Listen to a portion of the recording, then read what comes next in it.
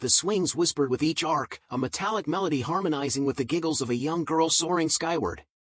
Layla's laughter was the kind of sound that could make the world pause, a pure, unfiltered joy that painted the afternoon in hues of happiness. Jordan, her lanky teenage brother, stood behind her, his warm smile betraying a quiet pride. The sun soaked Crescent Park in a golden glow, where families sprawled on blankets and children raced across the grass, their sneakers drumming against the earth like a heartbeat. Elijah, just 7 years old, huddled over his sandcastle nearby, focused and determined, while Jordan kept a protective eye on both siblings. The scene was idyllic until it wasn't. Across the park, a woman strolled with a small white terrier trotting beside her. Her gaze caught through the lively serenity like a blade, zeroing in on Jordan. She slowed, her sharp eyes lingering on him with a look that felt more calculated than casual. Jordan, lost in his siblings' laughter and playful banter, didn't notice her at first. "Excuse me, young man." The sharpness of her voice struck like a cymbal crash, disrupting the peaceful rhythm of the park. Heads turned. Layla's swing slowed as Jordan met the woman's icy gaze. "Me?" he asked, his voice steady but confused. "Yes, you." She marched closer, her dog yapping in tow. "What are you doing here?" Jordan hesitated, caught off guard by the question's accusatory tone. "Just playing with my siblings," he said, gesturing toward Elijah and Layla. The woman's lips thinned, her posture rigid. "Do you even live around here? I've never seen you before." Jordan blinked, the tension in his chest rising. "Yeah, we live nearby," he replied, gesturing toward a row of houses just beyond the park's edge. "We come here all the time." Her eyes narrowed, skepticism dripping from her expression. "Well, I'm not sure you should be here. This is a family park, and we don't need any troublemakers hanging around." The word hit Jordan like a cold slap. "Trouble?" He glanced at Layla, who was now gripping the swing's chains tightly, her carefree joy replaced by confusion. Elijah had paused his sandcastle work, his small hands frozen mid-motion. "Ma'am," Jordan said carefully, "we're just here to play." The woman stepped closer, her voice rising with each word. "I think you need to leave. Now." Around them, conversations faltered. A basketball game nearby came to an abrupt halt as players exchanged uneasy glances. Parents pulled their children closer, their whispers loud enough to punctuate the growing tension. Jordan's heart pounded, but he stood firm. "We're not bothering anyone," he said, his voice steady despite the weight of the moment. The woman's jaw tightened. "Oh, but you are," she snapped. "We have rules here, and people like you." She stopped herself abruptly, her face flushing. But the unspoken words hung in the air, heavy and suffocating. Before Jordan could respond, a familiar car pulled into the lot. Relief flooded his chest as his mom, Monica, stepped out, her movements deliberate and calm. She scanned the scene, her sharp eyes instantly taking in every detail. She didn't rush, Monica never needed to. Her presence alone was enough to shift the energy of any space she entered. She strode toward them, her fitted blazer and casual jeans projecting a quiet authority, her head held high. "Excuse me," she called, her voice slicing through the thickening tension. "Is there a problem here?" Every head turned to Monica as she stopped a few paces away. The woman blinked, startled, her earlier bravado faltering under Monica's unwavering gaze. "Oh, are you there?" "Their mother," Monica finished, stepping closer, her tone calm yet firm. She glanced briefly at Jordan, offering him a silent but unmistakable reassurance. "I've got this."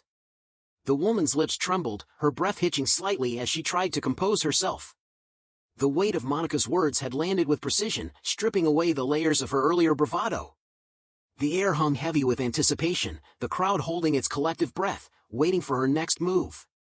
Monica's gaze remained unwavering, a steady beacon of calm amidst the tension. Her presence was commanding, yet it lacked aggression, a quiet strength that seemed to diffuse even the sharpest edges of confrontation. Her voice, steady and deliberate, lingered in the air like an unbroken thread, binding the moment together. The woman fidgeted with her dog's leash again, her knuckles white against the worn leather. I didn't mean for it to come across that way," she finally said, her voice barely above a whisper, each word carrying the weight of her struggle to defend herself. "I was just concerned." Monica tilted her head slightly, her expression a blend of understanding and measured resolve. Concerned, she echoed, letting the words stretch between them like a taut wire. Concerned enough to single out my children? To make them feel like they don't belong? The woman flinched at the directness of the question, her eyes darting to the crowd, which had grown noticeably larger. Parents, teenagers, even joggers who had paused mid-stride stood motionless, their faces a tapestry of curiosity and quiet judgment. A few murmurs rippled through the group, faint but pointed, the kind of noise that carried a collective sentiment. I wasn't trying to, the woman started, but her words faltered, her confidence eroding under the weight of so many watchful eyes. Monica didn't fill the silence. She allowed it to stretch, each passing second magnifying the discomfort. Finally, Monica's voice broke through, soft yet deliberate. Let me ask you this, if it weren't for their faces, their differences, would you have said anything at all? The question struck like a lightning bolt. A hush fell over the crowd, the weight of the moment pressing down on everyone present. The woman's face turned an even deeper shade of red, her eyes flitting nervously as though searching for an escape. Her dog yipped again, tugging at its leash, an audible echo of the unease its owner clearly felt. I didn't think, the woman tried again, but Monica raised a hand, not in anger but as a gentle command for stillness. No, Monica interjected, her tone firm yet devoid of malice. You didn't think. That's the problem. She took a small step closer, not threatening but close enough to make her presence impossible to ignore. But thinking is exactly what we need more of. Thinking before we speak. Thinking before we act. Thinking about how our words and actions affect others. Jordan stood a few steps behind his mother, his heart pounding in his chest. He wasn't sure if it was adrenaline or pride, or perhaps both, but he could feel the significance of the moment, the way his mother had effortlessly taken control, turning an act of casual prejudice into a powerful call for accountability. Monica turned slightly, her eyes scanning the crowd, her voice rising just enough to carry. We're all part of this community, she said, her tone inclusive, inviting. And it's on all of us to make it stronger, not tear it apart with baseless assumptions and unwarranted accusations. A murmur of agreement rippled through the gathering, subtle but undeniable. Someone in the back nodded emphatically. A pair of teens exchanged glances and gave Monica a small, almost imperceptible nod of solidarity. Even the man with the stroller took a step forward, his presence a quiet act of support. The woman seemed to shrink under the collective gaze, her earlier confidence now nothing more than a faint memory. I didn't mean to cause any trouble, she stammered, her voice shaky, her eyes fixed on the ground. Good, Monica replied, her tone softening, though her gaze remained steady. Because trouble is the last thing we need. What we need is understanding. Empathy. A willingness to see people for who they are, not just what we assume them to be.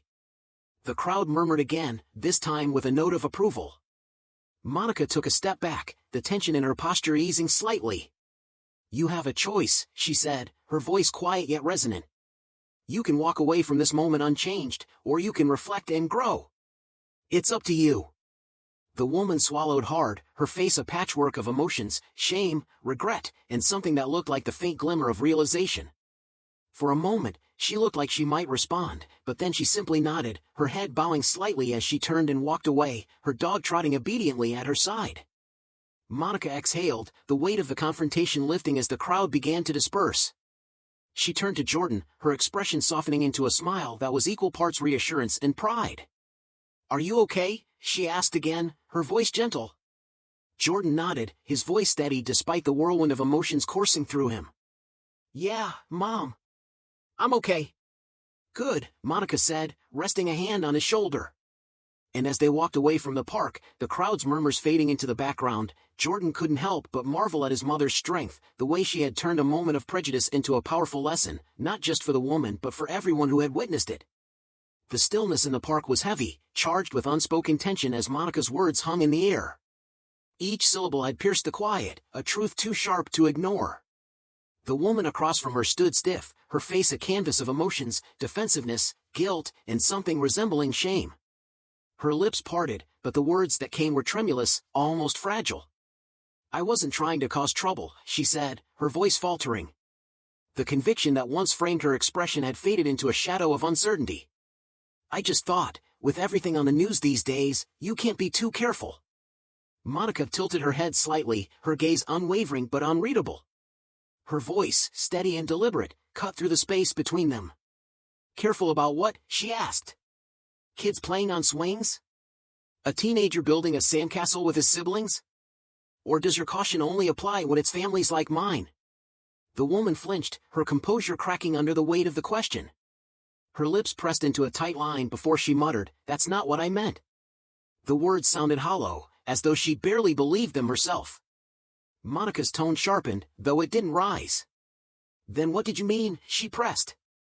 "Because the message you're sending, whether you intend to or not, is that my children, and families like mine, don't belong. That message isn't rooted in caution. It's rooted in fear. And ignorance." A ripple moved through the crowd that had gathered, murmurs spreading like a low tide. Some onlookers nodded, their faces solemn, while others exchanged uneasy glances. The air seemed to thrum with the gravity of Monica's words, undeniable and inescapable. Taking a step back, Monica addressed not just the woman but the entire group. Her voice softened, though her conviction remained unshaken. "This moment isn't just about my family," she said, her gaze sweeping over the faces before her. "It's about all of us. We have a choice: either let fear and prejudice dictate how we treat one another, or build a community where everyone feels safe and welcome." Her words carried a quiet power, the kind that didn't demand attention but commanded it nonetheless. A man holding a stroller nodded, his expression softening with understanding. Nearby, a teenager leaned closer to his friend and whispered, "She's got a point." His friend gave a small grunt of agreement. Monica turned back to the woman, her voice firm yet tinged with gentleness. "I'm not asking you to be perfect," she said. "I'm asking you to think about the impact of your actions. To ask yourself why you felt the need to approach my son instead of just letting him and his siblings enjoy their afternoon." The woman's shoulders sagged, her defiance melting away. For the first time, she looked at Jordan, not with suspicion, but with something closer to recognition. Her dog whined softly, tugging at its leash as if sensing the shift in the atmosphere. She glanced down, her voice barely audible. I'm sorry," she said. "I didn't mean to upset anyone." Jordan stared at her, his expression a blend of surprise and cautious relief. Nearby, Elijah loosened his tight grip on his bucket of sand, and Layla, still perched on the swing, looked toward Monica with wide, trusting eyes. Monica inclined her head, acknowledging the apology without absolving the moment entirely. "Apologies are a good start," she said, her tone measured. "But they're not the end. What matters is what we do after we say, 'I'm sorry.'" The woman nodded, her cheeks flushed, and turned away, her dog trotting beside her. The crowd began to thin, though a lingering energy hinted at the importance of what had just unfolded. Conversations resumed, yet something intangible had shifted. As Monica turned back to her children, a man approached her. His stroller creaked softly as he halted a few feet away. "Thank you," he said simply. His words carried a weight beyond their brevity. For saying what needed to be said. Monica offered him a small, gracious smile. "Sometimes," she replied, "it's the quiet moments that teach us the most."